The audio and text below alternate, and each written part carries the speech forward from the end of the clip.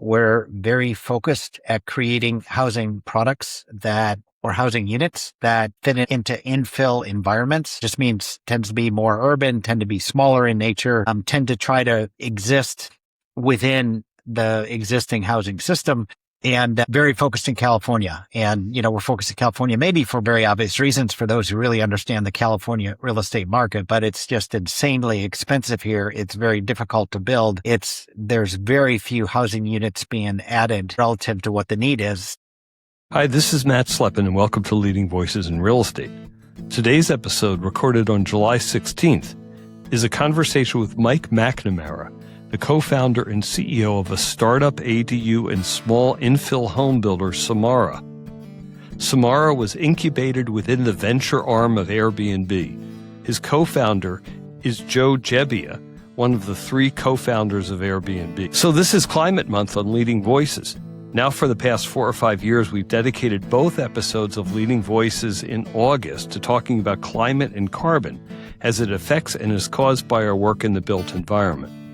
The talk with Mike today is at the intersection of climate and the housing crisis, and how the density that we can create with ADUs and tiny neighborhood developments, really small-scale bottoms-up development, can complement the big chunk developments like institutional apartments that we speak about so much on the show.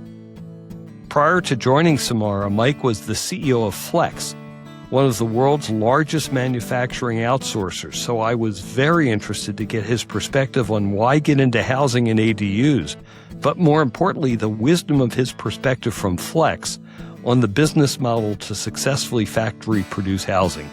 You'll hear that on the show today. And the other August episode will be about the biggest user of energy now on the real estate scene, data centers. I'll be speaking now for the second time on the show with my old friend Bill Stein, one of the key creators of data centers into an institutional real estate asset class back when he was CEO of Digital Realty Trust. The construction of data centers now being driven by AI, not just the cloud. Like the housing crisis, our other controversial real estate asset class is front page news every day. And hopefully my conversation with Bill will help us understand some of the many different concurrent and loud threads in that business. And with August as Climate Month and Leading Voices, we're in the middle of another incredibly hot summer.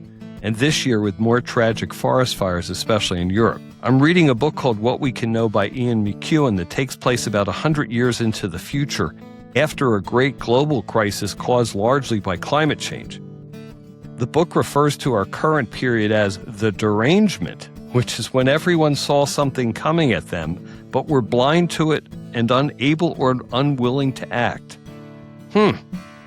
Well, we will keep on the carbon and climate discussions on Leading Voices to keep this front of mind. I encourage you to share these episodes with your colleagues. You can find the archive, including each August real estate and climate conversations, on the ZRG website or your favorite podcast app. If ZRG could be helpful on the human capital side in your real estate enterprise, including executive search, interim search, coaching, or business consulting, we'd love to talk.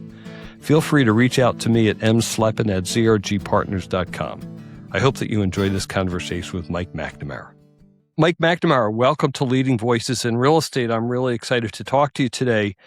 Kind of 3 headlines that we're going to talk about through the conversation, but let me give some themes to this. First of all, you're the CEO of Samara, a manufactured housing company that's really focused on ADUs and now some single family. So we're going to talk about that. And it's really a startup. So we're going to look at what that means. Second, you come to this as a tech manufacturing executive. So everyone I talk to on the podcast has been a real estate person their whole career. And now you're coming to our space mid 2/3 of the way through your career. And I want to understand the lessons learned from what you did before and why you came to this business. And also how you and Joe Gebbia decided from the Airbnb incubator to do this. And then the third topic is housing shortage and how this really helps with the housing shortage. So those are the themes for the conversation. And I'm thrilled to have you on the show. Great. Well, thanks, Matt, for having me, and excited to have a good dialogue here. Yeah. So first, just introduce Samara. We're going to talk about you at the beginning of the conversation and your pathway into this, but give the headlines on this business. Yeah. So we like to think of ourselves as a reasonably innovative housing solutions company. We're very focused at creating housing products or housing units that fit into infill environments. Just means tends to be more urban, tend to be smaller in nature, tend to try to exist within the existing housing system and very focused in California. And, we're focused in California, maybe for very obvious reasons for those who really understand the California real estate market, but it's just insanely expensive here. It's very difficult to build. There's very few housing units being added relative to what the need is. So the supply and demand, it's kind of out of balance. And as a result, we have insanely high housing prices.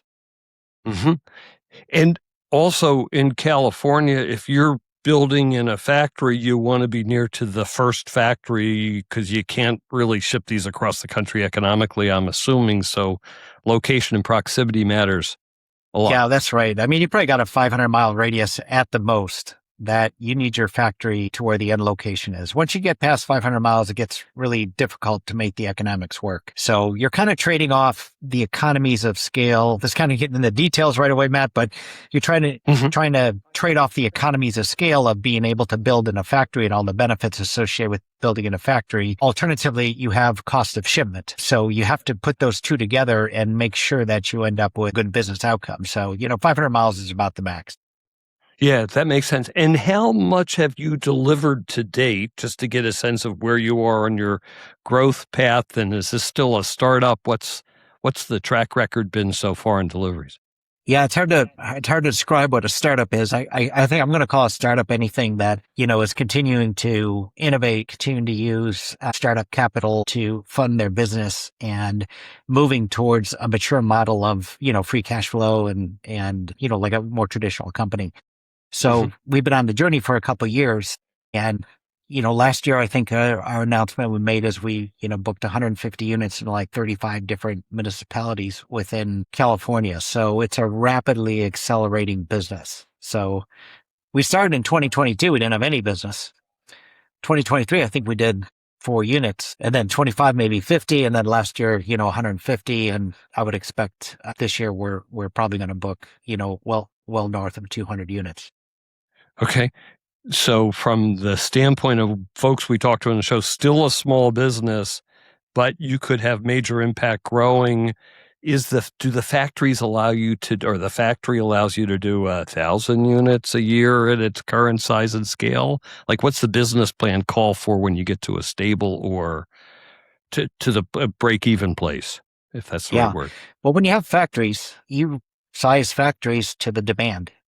Right. So it's something that you can continually change. Putting up 4 walls and putting up a big assembly operation is actually not that expensive. Mm-hmm. The more expensive parts of the business are the labor and the materials and the overhead associated with it. So the operating costs are a lot more than just the building itself. So right now we have 350,000 square feet, which is pretty large. Mm-hmm. So again, it depends on what size of product you're building. We have everything from 420 square foot products all the way up to 1,740 square foot products. It depends how many you're building, but we can probably do a minimum of our traditional product line, which are more ADUs, which go all the way up to 1,000 square feet or 950 square feet. And we could probably do, within that existing 350,000 square foot facility, we could probably do 500 total units with a blend of single family homes and large ADUs and small ADUs. And Got it. so we've got capacity now for 500. So when we talk about 150 last year, it kind of gives you the scale that we're geared for growth. Yeah. And where is your factory? It's in Mexicali, Mexico. So Mexicali is our operation is like 5 miles away from the California border, and Mexicali is just about, a 2-hour drive from San Diego. So if you think about that proximity, it's real easy to get to and serve the California market. It's a great location to make that work. Okay. I want to come back to kind of doing this internationally between two countries, particularly in these times. So that's an interesting point. And one other kind of overall thing, you've delivered ADUs and now you're starting to deliver small single family infill communities, 3-4 unit communities. Is that correct? Yeah, it's we started off the business just doing ADUs, Mm-hmm. a very small form factor. We worked through our manufacturing processes, our supply base. We've developed our suppliers. We've developed systems. We've learned the policies of California. It's done a lot of things for us. That was our first product. That product is applied in multiple ways in California. So not only, which is maybe something we go into detail on, but not only like an ADU where you put it into the backyard of a consumer. Maybe they have a single family home and they drop this in the backyard, and we use it in a variety of different ways. It's also used in multifamily owners where if they have excess space on, their 400 unit condo complex, if they have extra space, you can drop these ADUs in that extra space. Yep. You can drop up to 88 of them on a single parcel. And then we've expanded one more market, which is where we're actually doing the development ourselves, where we're finding single family home lots that are, old or underutilized, whatever. And there's some regulation in California that allows us to put anywhere from, 3 to 10 units on it. Depending on the size of the parcel and the irregularity of it. So it allows for like a gentle densification. So when we think about those three markets, whether it's the consumer or the multifamily unit operator or small homes that we're developing ourselves on these little lots, which we call it, that itself is a product that we call locale. So it's really three different markets, but all of them share the common strategy of going into infill in urban environments, leveraging off the regulations that are allowing infill to occur for builders and creating products that we do in a factory that tend to be smaller form factors so they can fit on the back of a truck. It all plays together into a system. But we like going after the infill market in California, and that's the primary focus of Samara right now. Mm-hmm. And if you look at a next phase of this, because this does not include stacking units in an apartment building, you're adding ADUs to the backyard of an apartment building or where the parking was, but you're not stacking and doing multifamily prefab apartments. Is that something that may come in the future? Well, you never know what it might happen. I mean, we'll certainly have the technology to be able to do that. Right. As we've done these single family homes this year, it's allowed us to develop the technology for our process and our system to stack them.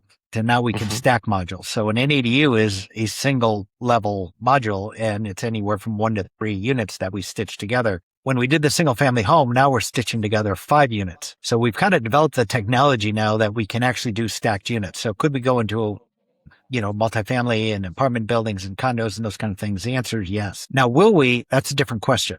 There already are a lot of builders that have that technology that know how to build these multi-story, multi-unit operations. So we don't feel that's, there's, and if you create a business, whether you're a startup or just start out, it's like, what's the problem I'm trying to solve? And do we need to be in that business at this time to create value as a company and to the community? And maybe there's enough builders out there that know how to do that. What's unique about our business is we're slotting our system into infill environments. And that's something that's actually more difficult. And it's particularly interesting for Samara because we build off site. So as you slot into the backyard, or you have 400 people living in that condo complex, and all of a sudden you're going to have a big building and construction project, you want to be, or you're just going into a single family home lot where there's neighbors and you're in closer urban environments.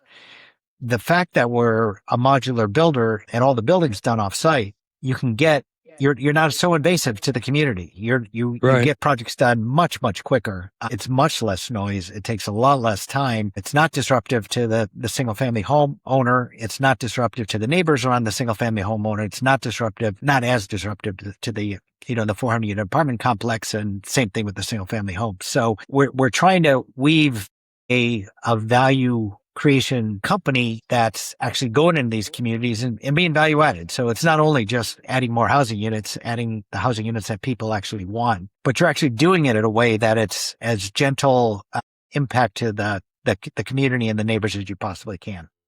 Yeah, it's funny when I think of it delivers quickly, or more quicklier. I think of time as money in a 10-month construction period more than I think of, no, the neighbors are only going to be bugged for a week. That's a big deal. From a business standpoint, it's a stunning difference, actually. So what we do, any of those models, we'll do the utilities and we'll do the foundation. So we'll do that work on site. But simultaneously, while that's occurring, way out of Mexicali, we're actually building the unit in the factory. Right. Mm-hmm. And our objective, if you think about time to money, because from a construction standpoint, this is a huge characteristic that you need to be able to optimize. Otherwise, you can't stay in business. Right. But our ideal is that we time the building in the factory along with the utilities and the foundation prep, and they happen at the same time. And the time it takes to stack and attach mechanically a single family home is like one day. Right. To put up an 80 might take as little as literally as little as like 20 minutes. So it's a stunning level of efficiency. And then you have other work you have to do. You have to put the decks on and you have to put, awnings or whatever, landscaping, whatever you want to do. But the actual mechanical attach happens extraordinarily fast. So one day there is nothing but a foundation, a cement, stem wall foundation. Right. And literally the next day you can see multi-story single family home there. Yeah. A friend of mine bought, you probably have heard of this company. He bought a Blue Home. Yeah, our business model is a little bit different than Blue Home. I know a little bit about that company, but they were building larger homes using a modular system. Our idea is to do smaller homes, do much higher level of repeatability of that same form factor over and over, and then that drive even more efficiency. So whatever they did in Blue Homes with that model, they didn't do 150 of them. They did one. And the level of efficiency you can get once you repetitively do the same kind of form factor over and over and over, using the same system, the same, lifting connections, the same, attachments is actually pretty remarkable what you're able to accomplish over time. One of the points here, and we're going to come back to this because I want to change the subject, but one of the points is that the road is littered with failures in the business you're in, either for single family, but I know it better for the apartment world. And Factory OS went out of business. Blue Homes went out of business. They're in the same factory, I think, on Mare Island near here. But so I want to think about how you are confident of success. And some of your former colleagues, Katera famously, went really big and really didn't work. So let's change the subject, and I want to land back there later on in the conversation, because you, like the people from Katera, actually came from Fleck, and you came from large manufacturing, so you understand the challenges and opportunities of factorizing some kind of a building process. Yeah, I can talk about, each one of those three and give you my thoughts and opinion on what works in that business model, what doesn't. Companies like Blue Homes trying to do more custom single family homes that are larger, 4,000 or 5,000 square feet. I don't know what the size was that you saw. Mm-hmm. I don't think it lends itself to modular very well. So unless if you're going to be building in a factory, you need repeatability, consistency, you need value engineering to continuously refine the process so you can continue to drive costs down. And you don't want a bunch of variability. You don't want someone custom designing a large single family home and say, now go build this in the factory. It doesn't work. Factory OS took over the plant that Blue Homes had. And then I think Factory OS didn't make it either. And I don't know if that's timing of recession, which is one of the issues here, is you have an infrastructure, and if the use goes down during a period of time, you're in trouble. So I'll go back to the business model and analyze the business model first. So to have a functional business that's going to last over time, the business model has to solve real problems. And when you get done constructing that business model, it has to make profit. It has to generate free cash flow. So Blue Homes, I just don't think that's how you use modular, doing large custom kind of projects. So I'm going to say I wouldn't be an investor. Factory OS, they contracted a lot of other businesses to actually do work. And a lot of times the projects that we're building might be, 100 units at a time. They might be building a, 100 unit apartment complex or, a Holiday Inn on the side of the road or whatever. Those are also very, very hard to keep your factory linear, because what happens if that 100 unit project gets delayed by 2 months? All of a sudden, you've got 200 people sitting in the factory with nothing to do. Or what happens when you get done building that project? You have to fill up and find something time to go directly in there with 200 units. Big lumpy projects make it hard to have a manufacturing process.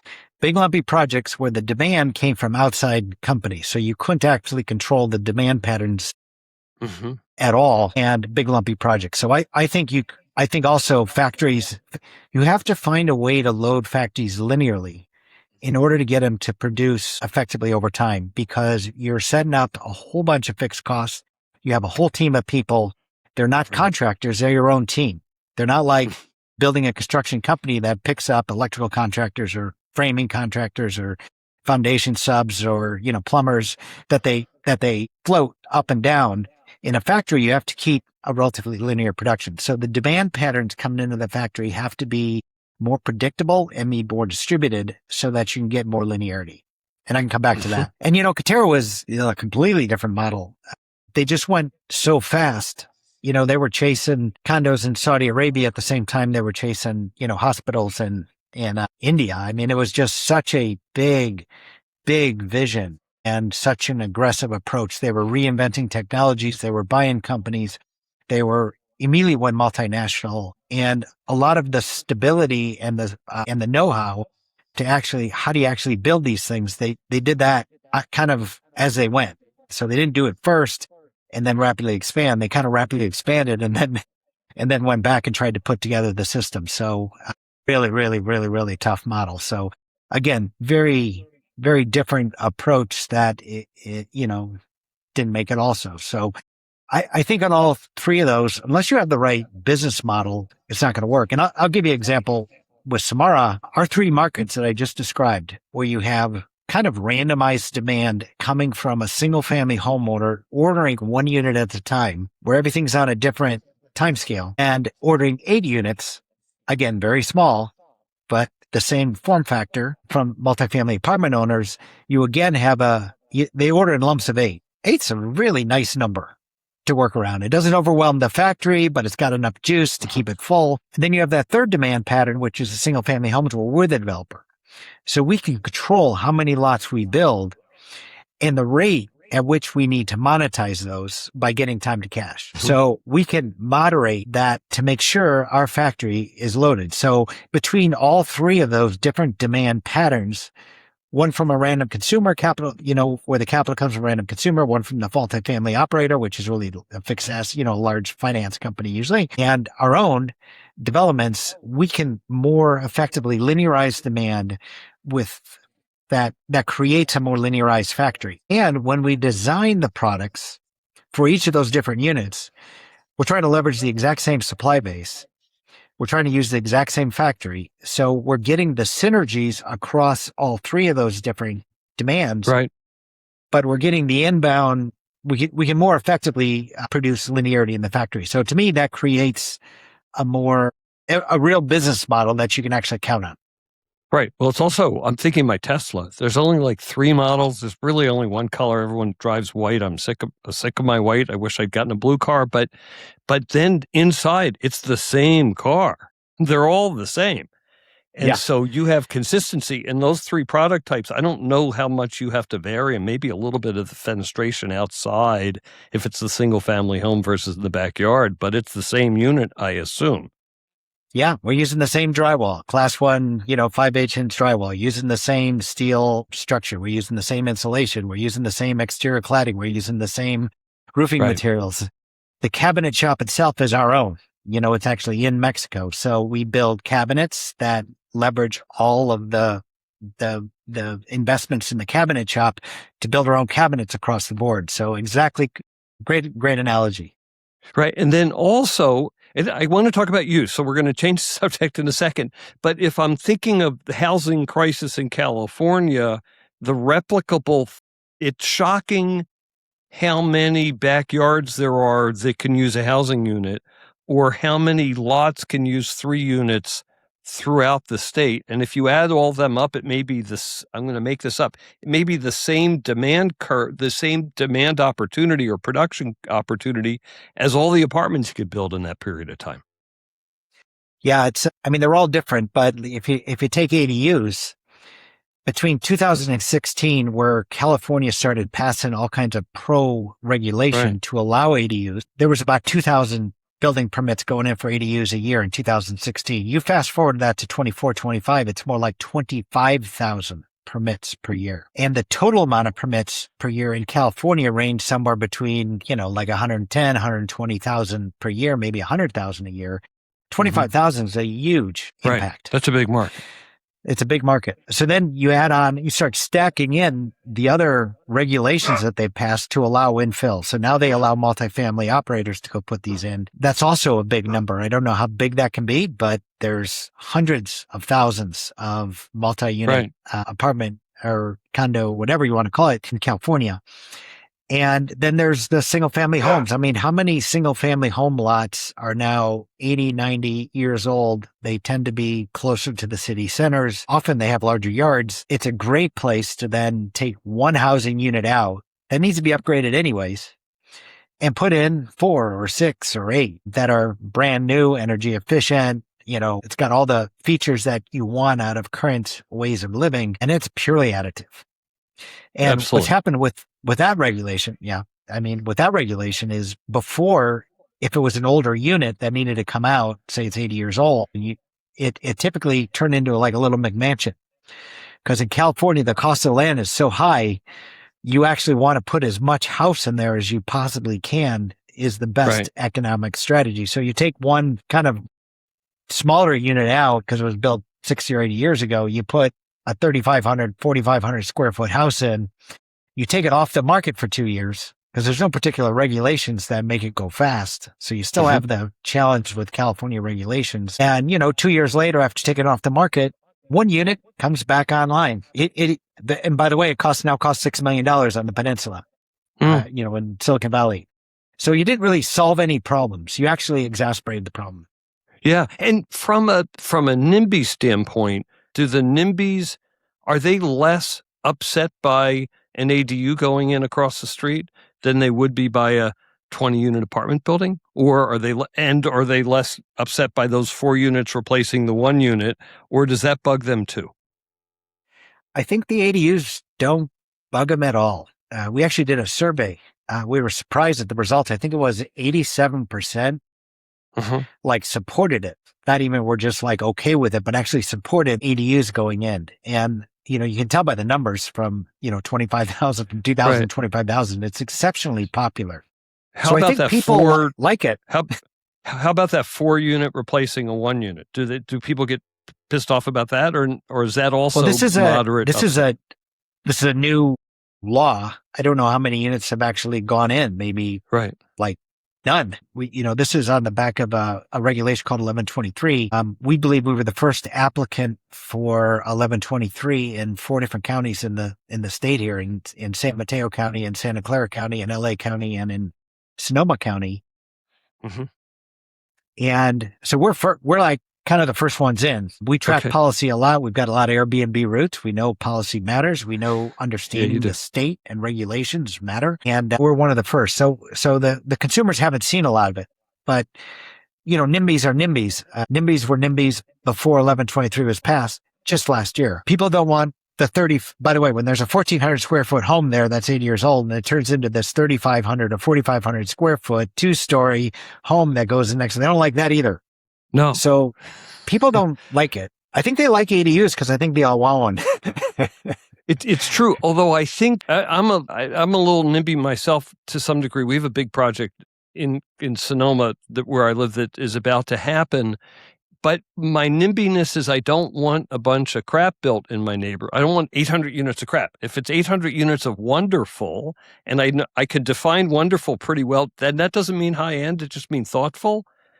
And I've seen your stuff, so maybe it's wonderful. But if it's 800 units of wonderful with a neighborhood created, then I'm all for that. Those are 2 different things. And NIMBYs could get away from anger if it kind of feels cool and doesn't feel overwhelming and shadows and all that stuff. Yeah. And that's exactly what you just described is our very exact strategy of how we're putting those up. We call them locale. We just announced them through, Fast Company on Monday of this week. Right. So again, a very new thing. But our whole strategy is to make them unbelievably nice. We come from design. We care about design. One of our co-founders, Joe Jebby, is, from, RISD. And it's like design matters to all of us, and we're going to make something that's nice. If you actually read some of the transcripts of the big public builders, the way they're trying to address affordability is to make the specs lower and lower. So they keep trying to save money and cost downs and cost reductions, maybe a little bit square footage reductions, but they're actually reducing the quality of the product as a way to try to get the affordability up, to try to address that affordability crisis. And they're actually getting worse. Ours are really nice. So our strategy is go build it in Mexico so it's lower cost, build it in a factory so we can continuously value engineer it to have very optimized supply chains to drive lower costs, but have a really nice product and really well designed. So our corner feature is, Let me push on that question back, and then we really have to change subject. But the question is, nice inside means one thing, but nice by the street means a different thing to the neighborhood. And creating neighborhood versus creating neighborhood out of this versus just density. So I want nice outside, and that doesn't just mean the quality of the outside, but it's how you landscape and how you place and position and juxtaposition your properties. Exactly correct. So we'll put these up. There'll be 3 units, there'll be 6 units, there'll be 10 units. It's a locale. We call it locale by Samara. The product is the locale. The product is not the individual single family homes. Thank you. The product is the locale. We want to create products where when it goes into a community, people look at this and go, wow, that's really nice. And if someone is going to densify my neighborhood, I really want it to be Samara. I'd really like it to be a locale by Samara. So we go through a tremendous amount of work to pick the landscaping out. I can't tell you how much time I personally spend picking the plants that go into these locales. And it's because it matters to us, because it is the frosting on the cake. We try to make a great cake. The units themselves, you can look at our website. Right. I'm at www.samara.com and see what the insides look like. You can see what the outsides look like. But it's about when we finish going into a neighborhood, we think we've upgraded the neighborhood because we think it'll look as good as anything else there. Okay, I have a test for this. This is a pass-fail test. Any porch, the front entrance, is there a bit of a porch there where people could sit and be seen? Well, it depends on the site. Every site it's got a different configuration and different shape, and you have to fit in and do that sort of thing. So the first locale we have is 2 units that we put into Trenton up by Sonoma. You should go drive by. In Healdsburg, you said you've got, in Healdsburg. And one has a porch, and the other one has a wraparound porch and also a deck on the top. So each one will be a little bit different. Now, the reason that has a wraparound deck and a deck on top is because it's a corner lot, where the other one had a much narrower lot. So all we could do was we put in a small porch. So each one will be a little bit different. Sometimes the locales face in and are really tight and don't lend themselves to a porch. So we just have a different way of entering those that are really unique, we think. Actually, I think you can see some of those pictures on our website. But everything is about how you use the property, how you live in that property, how people engage with the property itself has always been a core principle of how we've designed. Cool. And we're excited about the products that are coming out. We hope our NIMBYs will like them too. They won't like them at the beginning, but maybe they'll like them when we're done. It wears in the neighborhood. Okay, I want to totally change the subject because you came to this from manufacturing, and I don't want to go through your whole life. There's another podcast. There's a couple of them, so we've heard this, so it's available, which is really interesting, but you wound up running Flex, and I want you to talk a little bit about kind of during your leadership of Flex, what it was, what it produced, and what the span was, and then why you left and what made this interesting. So that's the storyline I want to follow, but help us understand what that career was. Well, Flex was a contract manufacturer, particularly for electronics when it started, which just means we built things for people. So Apple does not build any of their own phones. So they contracted out to professional manufacturers to build their phones, as an example. Yeah. So we were the kind of company that you would outsource to go get things built. And it doesn't matter if it's a phone or a Xerox machine or a computer or a server or, a blood glucose monitor. I mean, go right on down the list, solar panels. I mean, all the automotive electronics, all these kind of things. So I started Flex probably like 35 years ago. I was there for like 25 years. We were about 100 $20 million in revenue when I started as an exec. I was actually running a startup manufacturing company that was acquired by Flex and then became part of the management team. When I left, the company was 26 billion in revenue, and we had 200,000 people, and we were building scale in automotive, medical, energy, computers, consumer products, everything you can think of. And we were doing it on 30 different countries around the world and at scale. We were the top 10 manufacturer in probably 6 or 7 different countries, top 3 manufacturer of many different countries, or a top 3 company in terms of employment in many different companies. So I was doing either running a region like the Americas or chief operating officer. I was CEO for 13 years. So I don't even remember when that was, but anyways, I was there for like 13 years. So manufacturing was the core business. We expanded into a lot of other different things besides electronics, but we were one of the largest plastics manufacturers in the world, sheet metal, solar panels, a lot of things beyond just like pure electrical. So anyways, that's what I did for like 25 years. Went from 120 million all the way up to 26 billion. So if you think about, what am I doing in building and construction? Thank you. Why get into this? That's like the only thing we didn't do at scale.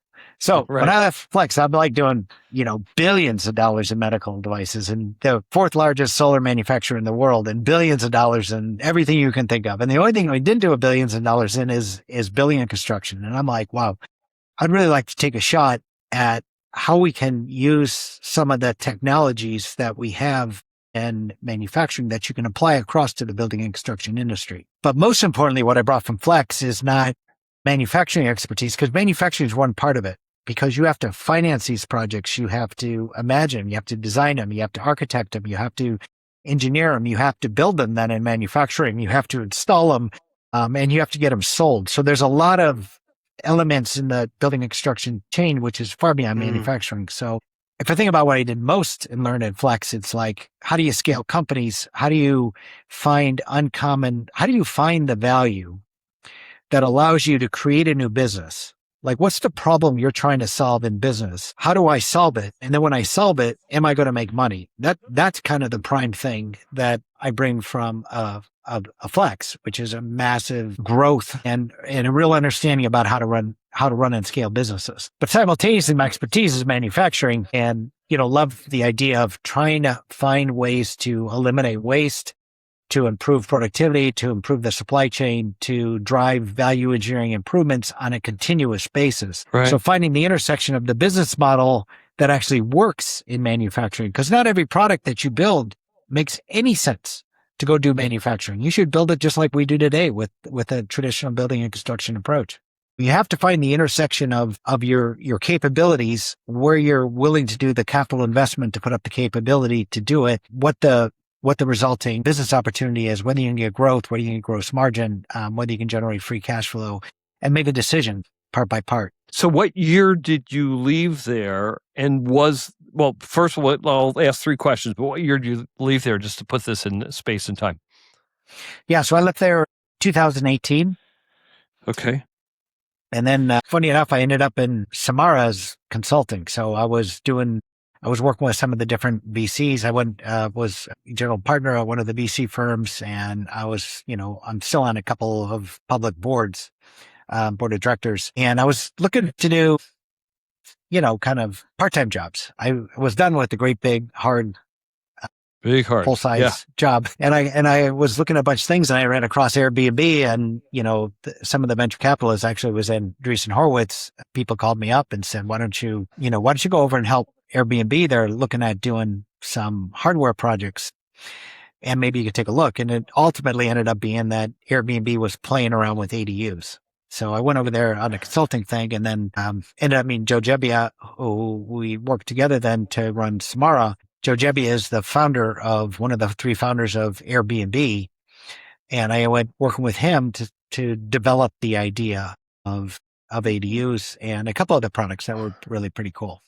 And what were were there other products that are now part of what you're doing, or these are other products out in the Airbnb adjacent universe that have nothing to do with this? Yeah, they were more for Airbnb products. So what we did is in 2022, Joe and I spun out. So we put in our own capital. We were the founding capital members of Samara. We put in some money and we spun it out of Airbnb because it made no sense being an Airbnb. I mean, Right. here you've got a 85% gross margin business with, 6 million customers. And all of a sudden you're going to switch it to a 25% gross margin, $300,000, sell it one by one. It made no sense. Mm-hmm. So the concept was cool, in terms of getting it started, but in practical reality, that business made no sense being in Airbnb as a public company. Yeah. And So you we spun said it out. and you said when you left Flex, one of the things you didn't do, you couldn't flex into building stuff or into buildings contract construction. Was that a goal to get into this, or that was just in the back of your mind and you did a couple-year journey and then came to this and this wound up happening? Like, Yeah, were you I'd say it's searching more for like, this specifically? no, I would say it's more like in the middle to front of the mind. Okay. So even at Flex, I started a company called Y2, did a joint venture with a German company to do building and construction software. We were looking for ways to rapidly move from design drawings to supply chain ordering, where very rapidly you change the design and it immediately spits out the new bill of materials and then immediately places the order. So I did that that was like 2017 or 16. And I started toying with doing contract manufacturing for a manufacturer to do modular units in Poland. So we had a big factory in Poland. Modular is much more prevalent as a way of building in Scandinavia, just for obvious reasons. It's cold and the winters are long and it's dark a lot and you can't build a lot. So it's a much more acceptable way of operating. So I was starting to do a contract with Poland. So never really got that off the ground, but I was starting to dabble. Let's put it this way. So it was kind of like in the middle part of my brain, not the back. That's okay. And so then let's come back to this business and what we talked about before when you were in manufacturing. It was really a business plan, not a manufacturing plan, right? Manufacturing plan was part of a business plan. You had a business plan for this. You decided to locate this in Mexico. So I want to dig into that a little bit. And I want to dig into, can you put a bunch of factories all over the country so that you can really scale this business? And is that interesting? And once you perfect it there, is that a next step one day? Yeah. Yeah. There's a lot in all those questions, but yes. When we put together the business plan, we said, how do we get a higher quality, better designed product for the same price as what a builder delivers with a lower quality product, lower quality components? And what we said is, if we can marry better materials, better design, more generous design with lower cost labor, if we can marry those two together, that'll equal being able to have the same price as a more traditional building and construction, which might have lower specs. So that was an objective. How can we build with better design content without having to charge any more in the marketplace? So let me push you a little bit about this, because if you're at Flex, you're building in China for Apple that brings it here for me. And so it's natural to think of that, although you're thinking of that this is not political. I don't want to go there. It's dangerous. But, Trump too changes the outlook, which is, wait a minute, if they're building it over there for us, that's not the right thing to do. And there's going to be friction getting across the border, which we don't like. So how has that impacted that decision? So at Flex for 25 years, we were big. So we had, 12 contracts that were over $500 million each. So this is so we're actually part of these large electronics companies thinking in terms of supply chain.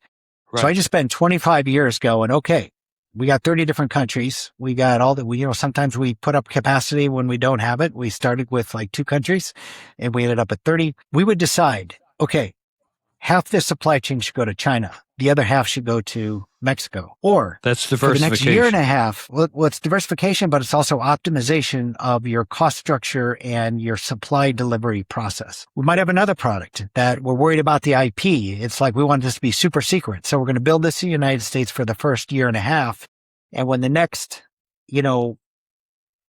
the next thing comes out, the next rev comes out, we're going to move the first rev and we're going to put it in China and we're going to put it in Mexico. And maybe we diversify into Mexico. Maybe we don't. Maybe we'll leave it all in China. Maybe we'll diversify China and India. Maybe there's actually an end market in China. So we want to go to China.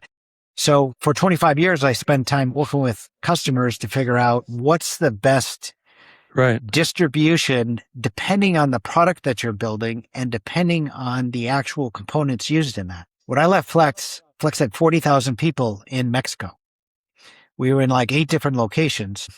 I actually started the first location, picked out the first cornfield back in 1995 where we had 0. So we went from 0 to 40,000 when I was running those operations. So I knew Mexico really well. I knew, and the other thing is you can't do these decisions without really having an intimate understanding of tariffs and all these kind of things. Trump 2.0 makes it more complex, but I still didn't worry as much about it. Mexico is a huge part of the United States' ability to be efficient. This is value to have a very low cost, very efficient manufacturer right on our border. It's value added. And I didn't think Trump would blow it up, quite frankly. What I thought he might blow up is, and this is my own personal opinion, I'm not trying to get political, but I thought he might blow up the automotive supply chain because Trump really cares about keeping the automobiles built here. Is why he's kept China out and won't let their automobiles come in. But we had like 160 billion trade imbalance with Mexico, which is a problem and you need to fix it. But 110 million of it, or billion of it, sorry, my number's wrong, was automotive. So you fix automotive, you fix, 60% or 70% of the supply imbalance.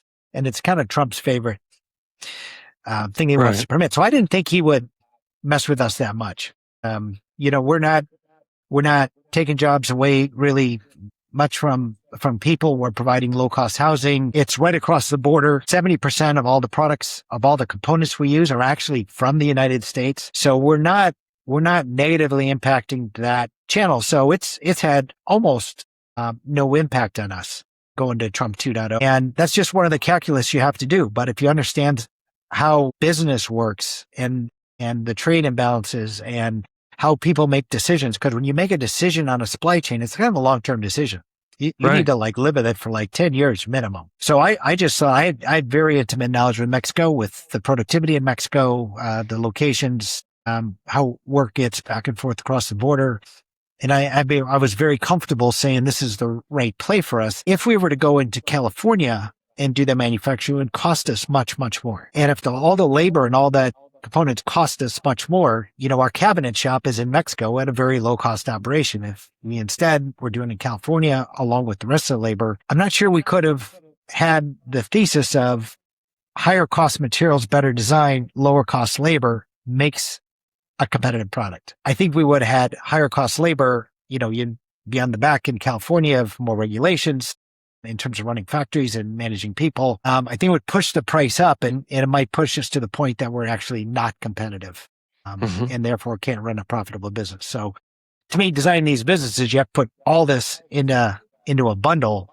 It's got to be the right product, the right location, the right supply chain, the right set of regulatory pain. You got to think about tariffs. You got to think about the productivity of the individual countries and regions. You got to put it all into a bundle and make sure it's the right product you're building to start with. I buy the whole story. I buy the whole story, except you just don't know what to expect in Trump 2. If you're building in Mexico and bringing it over here, everything else is logical and makes sense. And in the world before, then the global supply chain, it all fits well. And it's close because you can ship it across the border on a truck bed and it's easy. So I love it, but you have a risk. But there's a lot to tariffs. When the tariffs go up 50% in China, the first thing the Chinese guys are going to do is lower the price. Yeah. So they're going to start participating in the reimagining of that supply chain and how it happens. So there's, and maybe currency starts adjusting as a result of those new tariffs. There's a lot that goes into, it's not just like everything costs 30% more. Okay. You go to Mexico and it's like, when the tariffs came out, the steel in Mexico actually was cheaper to buy from Mexico than the U.S. because the Mexican guy said, we've got this steel mill sitting around that's going to be empty. unless we just lower price. So they just lowered price. So there's a lot that goes into tariffs that's just not on the surface of just like it's 30%. And it actually, everybody in that supply chain will reimagine their cost structures and their profit structures and adjust to make sure they stay relevant. Okay. Second question related to this is unions. And in manufacturing housing for multifamily, if you're going to stack it and you're going to build 150 unit multifamily property from a factory, the argument was for the unions, it was going to maybe have to be unionized on site. It can be unionized in the factory, so it's still union labor. I buy all of hey, it's a controlled environment. You can build it better. You're not worried about the rain and everything works. It could be perfectly fit. But this is in Mexico, that breaks the union question. But single family home building isn't unionized as apartments are, I think. Any comments to that point that matters in California and California politics? Yeah. Well, California politics says do everything with a union because California politics wants the vote. So not because it's more efficient. And I don't know why a union person is a more important person than a regular contractor, but it is in California. It is with politics where the votes come from the union. If you're doing a, 10-story, 600 unit apartment building, you need to get approvals from the municipality in California and all that. You're more likely to attract attention from the unions, and you're more likely to get the politicians to push for a union to go do this, particularly if there's any concessions from, any concessions at all to get that permit. So that attracts big union thing. When you put up like two houses or 6 houses or 8 houses or an ADU in the backyard, I mean, it's hard to unionize. It's like you go into the backyard, you put your ADU and you're all done in no time. I mean, it's like, I'm not sure it adds any value to the unions to pay any attention to it. It doesn't have enough meat. So that's kind of the answer in terms of on-site union. If you do contracts with the government and the municipalities, you probably need to, at a minimum, do prevailing wages, which is kind of union, but basically think about it as being union. And that just goes into the cost and the cost goes up. So we do those projects and bid on those projects, and we submit one cost if you use a union, we do another cost if you don't use a union. So it just pushes up the price of housing. If you've bid both, how do you have unions if it's manufactured in Mexico? How does that? Yeah, so the unions do that. If it wasn't in the United States, it might get unionized, but there's no law against importing products that weren't built in a union factory. I don't think they care about the union in Mexico. We actually have a union in Mexico, but it's the union in Mexico or the union in the US is like, they can't regulate whether or not you do it in a union factory in Mexico or not. What you can regulate is put a tariff on it. So that's your alternative perhaps. But if it's in California, they could easily, they could find, if it's a big enough factory, they might want to go unionize it. So we don't have a factory in California, and as a result, we don't pay higher wages. And well, it's not even just the wages; it's higher. It's more difficult work rules, things like whatever comes with the union. There's a lot of good that comes out of it as well, but for sure the cost would kind of go up. But we're in Mexico, so you can think about that as one of our strategies for supply chain management, so that we can keep the price down, so that we can go to consumers with the best possible price and try to actually help them with affordability in California. Absolutely. And has there been a use case to do this? You could put in a 3 or 4 unit locale project anywhere. Build to rent is another product type, and that might be 100 units on not a huge parcel, but big enough for 100 units. And your modules would fit well into that use case and maybe more efficient and cost efficient than stick built. Has that been something that you've looked at, irrespective of the new housing bill that actually didn't mess up BTR? Yeah. Yeah, there's a lot in that question. One is, we're a startup, we have, we don't have unlimited funding. So it makes it, you don't have years and years of a track record of 10, 15 years. So you don't have necessarily the bank lines in that are set up to do rental. So that might be a time when that happens. But right now, the way we've structured the company is we want to solve real problems for Californians. And what has happened is the the starter home has all but been eliminated in California. So you can go get a condo and pay $500 a month for your association fees, or you can go buy, your $3.5 million home, which you can't afford. And in between, the step is now missing that allows someone to get into the real estate market and start building their position so that they can take a step 10 years from now and then take another step 10 years from now. Mm-hmm. So what we're doing is, because we're doing it for sale, we're providing a starter home. And we think that's a missing form factor. The starter home, we're trying to do in urban environments, in places where you can have a real, positive life experience by not having to drive to work by an hour and a half every day. But it's a step between the condo and the, $3.5–4 million home in California. So we think we're creating real value by selling them. Mm-hmm. So we like selling them right now. I mean, maybe someday we'll have a rental business, but right now the problem we're trying to solve, we not only want to do things that are cool and we like and look good and all that, but we want to solve real problems. And, the minute going and taking one of these lots and putting up 6 starter homes that are 750 square feet with very modest lots, so it doesn't cost very much, is real value for people in California, we think. Absolutely. And also the discipline of being a developer, looking for a lot, getting the approvals to put this and land these into a lot, that's a different business than the business that you've been describing all along. You're now starting to do that. So do you have meaningful aspirations to be developing yourself, not building yourself, developing yourself? Well, on these single family homes, we actually are the developer. Right. So that's what I mean. Yeah. Yeah. So we like it because it diversifies our model. Getting back to how do you make modular work in the first place? You have to have diversifying inputs to keep that factory linear, producing linearly.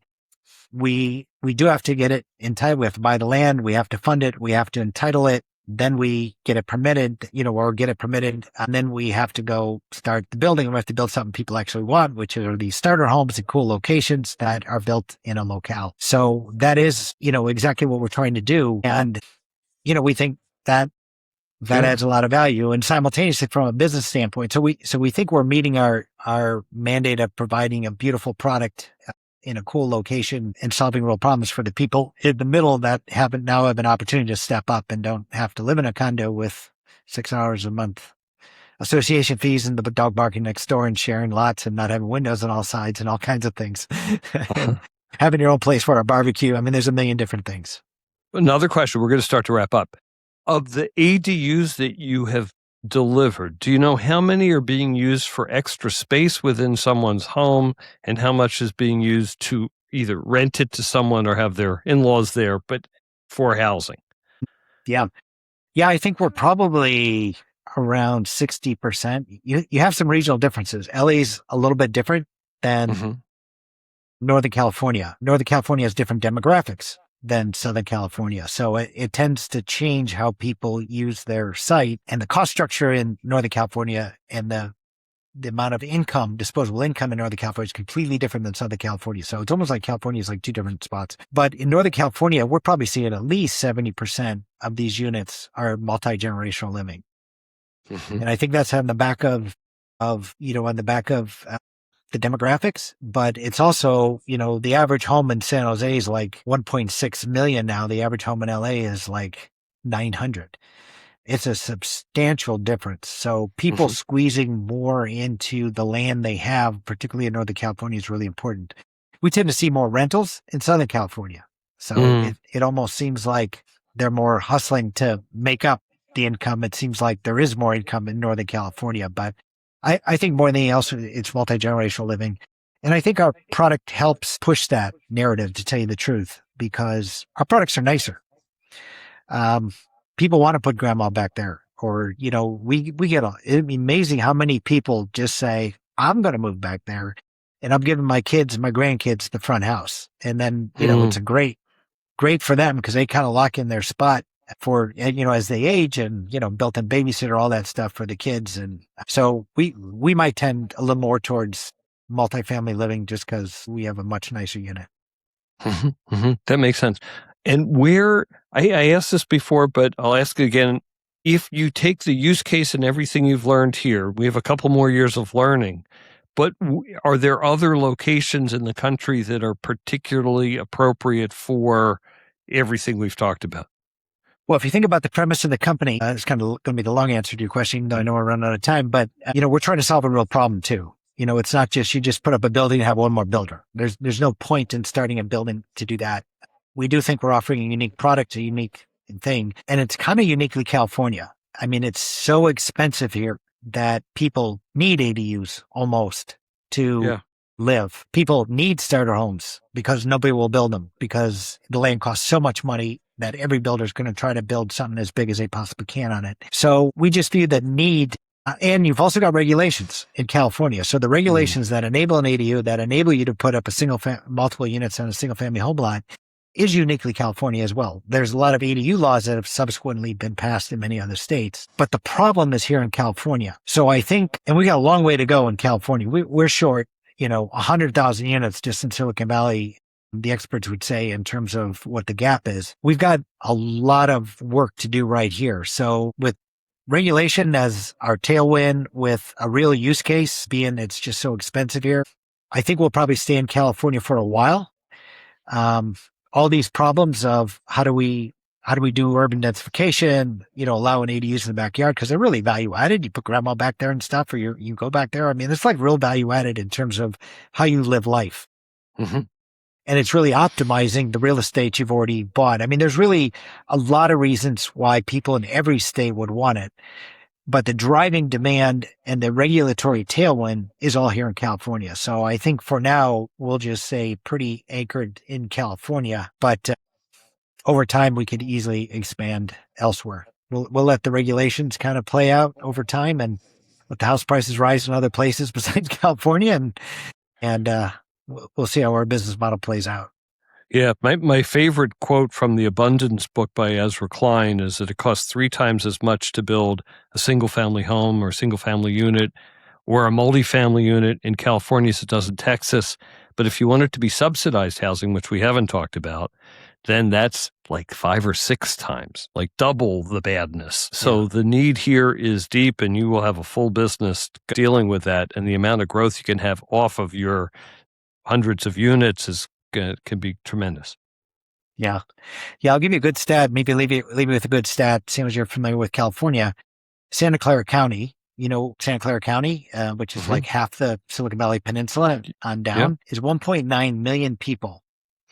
And the amount of single family homes that were permitted last year is 400. 400 for 1.9 million people. I mean, are you kidding me? And I'll bet of those 400 that permitted, I'll bet 300 of them knocked down the original house and just put up a new one. So we can actually make a dent by finding a lot of these little sites that we can drop 6 or 8 units on. These are 6 or 8, there was 1 unit before. So the net is 5 or 6 instead of 6 or 7, but we can actually really make a dent in that. And we think that's really value added to California. And hopefully our products are really nice and people love it. It's back to the prior conversation. If we're going to make a dent in the housing shortage through the state, given the dynamics that you're saying, I always think apartments are the answer because I'm an apartment guy and they come in 150 units a pop, but they take 6 years to permit and get ready to roll, and they may not happen because people are pissed off about them. If you just keep doing these things every day, you're hitting singles and singles and singles and a couple of doubles, then you're going to make a big dent, and that makes a big difference. In our state. Well said. There's kind of an unlimited opportunity to hit signals. It's hard to hit those home runs that the big guys hit. I think that's why correct. We'll probably stay away from that part for now.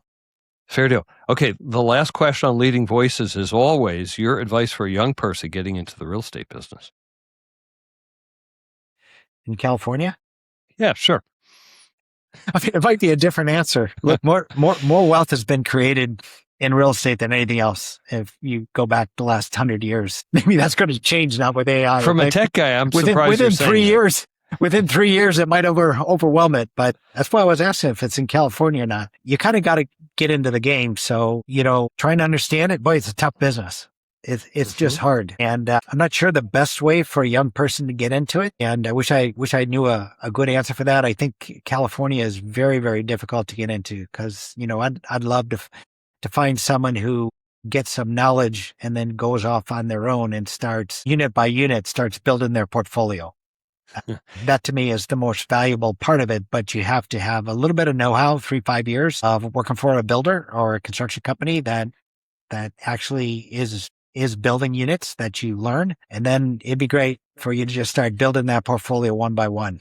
That's what I would try to do. Hold on to that portfolio, build a portfolio that you're not having to sell all the time. Let me ask a different question. If we're going to be California centric, our podcast is global, so we have people listening everywhere, but let's play California for a minute.